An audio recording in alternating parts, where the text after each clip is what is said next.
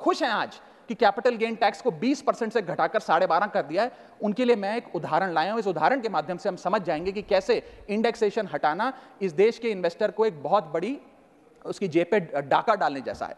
Madam, फर्ज करिए कि 2001 में आपने 1 करोड़ रुपए का एक मकान खरीदा। वो मकान की दर 6% के हिसाब से बढ़ती गई उसकी वैल्यू, और आज वो मकान जो 1 करोड़ का आपने 2001 में खरीदा था, वो आज 4 करोड़ 17 लाख रुपए का हो गया।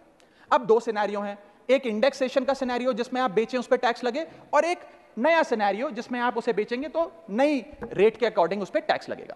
मैं पहले पुराने सिस्टम के हिसाब से, इंडेक्सेशन वाले सिस्टम के हिसाब से उस पर कितना टैक्स लगेगा वो आपको बताना चाहता हूं।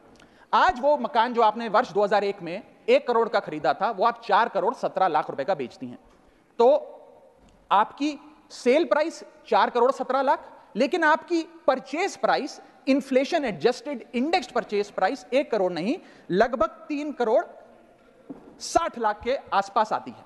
यानी कि आपका sale price minus purchase price, जो प्रॉफिट ऑन सेल है, वो 54 लाख रुपए होता है।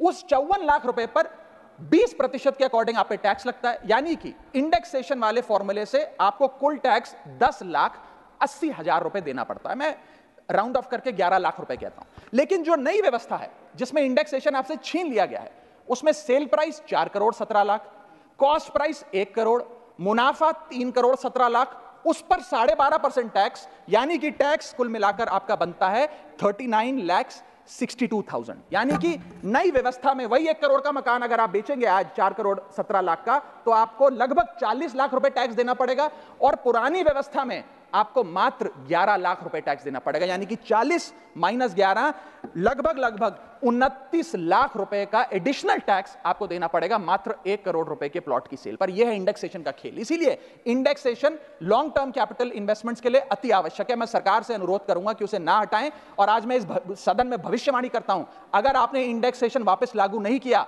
तो 3 चीजें होने जा रही हैं इस देश में। पहला, रियल एस्टेट में इन्वेस्टमेंट गिरने वाली है और लोग अपना ड्रीम होम कभी नहीं खरीद पाएंगे।